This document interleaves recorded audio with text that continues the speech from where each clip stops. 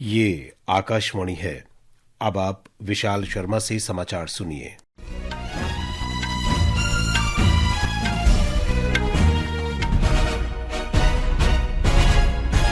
प्रधानमंत्री नरेंद्र मोदी ने कहा है कि विश्व 21वीं सदी के भारत की ओर बेहद उत्सुकता से देख रहा है। नई दिल्ली में आज भारत मंडपम में NXT कॉन्क्लेव को संबोधित करते हुए प्रधानमंत्री ने कहा कि देश को जानने के लिए दुनिया भर से लोग भारत आना चाहते हैं। श्री मोदी ने कहा कि प्रयागराज में एकता के संगम महाकुंभ का हाल ही में समापन हुआ।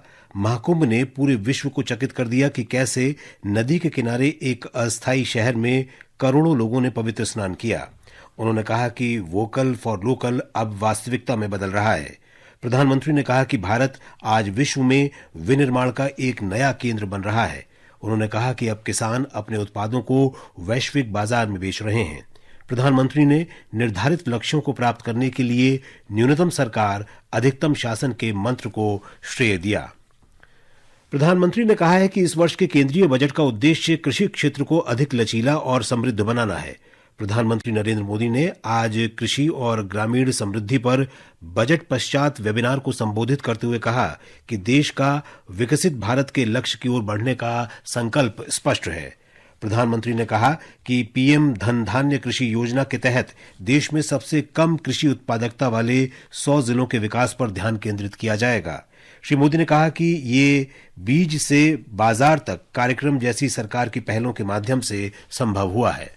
आज भारत का कृषि उत्पादन रिकॉर्ड स्तर पर है। 10-11 साल पहले जो कृषि उत्पादन 265 मिलियन टन के करीब था, वो अब बढ़कर 330 मिलियन टन से ज्यादा हो गया है। बागवानी में जुड़ा उत्पादन बढ़कर 350 मिलियन टन से ज्यादा हो गया है। ये हमारी सरकार के बीज से बाजार तक की अप्रोच का परिणाम है। प्रधानमंत्री नरेंद्र मोदी ने आज नई दिल्ली में NXT कॉन्क्लेव में श्रीलंका के पूर्व राष्ट्रपति रनिल विक्रमसिंघे और ऑस्ट्रेलिया के पूर्व प्रधानमंत्री टोनी एबॉट से मुलाकात की। ऑस्ट्रेलिया के पूर्व प्रधानमंत्री से मुलाकात पर प्रसन्नता व्यक्त करते हुए श्री मोदी ने कहा कि श्री एबॉट हमेशा से भारत के मित्र रहे हैं। वित्त मंत्री निर्मला सीतारामन ने कहा है कि प्रौद्योगिकी के कुशल उपयोग के कारण सरकार द्वारा जनता से संग्रहित कर का आज बेहतर प्रबंधन किया जा रहा है। वित्त मंत्री ने आज नई दिल्ली में 49वें सिविल लेखा दिवस समारोह में सार्वजनिक वित्तीय प्रबंधन प्रणाली की भी सराहना की। उन्होंने कहा कि डिजिटल इंडिया पहल से ये सुनिश्चित किया जा रहा है कि सरकारी सेवाएं नागरिकों को इलेक्ट्रॉनिक रूप में उपलब्ध कराई जा सकें। केंद्रीय गृह मंत्री अमित शाह ने मणिपुर में सुरक्षा स्थिति की समीक्षा के लिए आज नई दिल्ली में एक बैठक की अध्यक्षता की। बैठक में मणिपुर के राज्यपाल अजय कुमार भल्ला, गृह सचिव गोविंद मोहन, खुफिया ब्यूरो के निदेशक तपन कुमार डेका और अन्य वरिष्ठ अधिकारी शामिल हुए। रेल मंत्री अश्विनी वैष्णव ने आज अहमदाबाद रेलवे स्टेशन का दौरा किया और पुनर्विकास कार्यों का निरीक्षण किया। संवाददाताओं को संबोधित करते हुए श्री वैष्णव ने कहा कि अहमदाबाद रेलवे स्टेशन के पुनर्विकास के लिए अत्याधुनिक निर्माण तकनीकों का उपयोग किया जा रहा है और इसे अगले 3.5 वर्षों के भीतर पूरा करने की योजना है।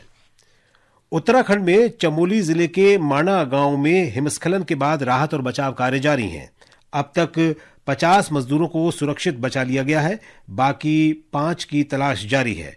मुख्यमंत्री पुष्कर सिंह धामी ने स्थिति का जायजा लेने और बचाव कार्यों की समीक्षा के लिए प्रभावित क्षेत्र का हवाई सर्वेक्षण किया है।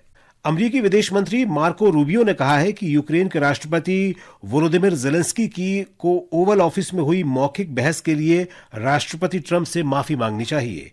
रूबियो की ये टिप्पणी व्हाइट हाउस में अमेरिकी राष्ट्रपति डोनाल्ड ट्रंप और उपराष्ट्रपति वेंस के साथ जेलेंस्की की बहस के बाद आई है।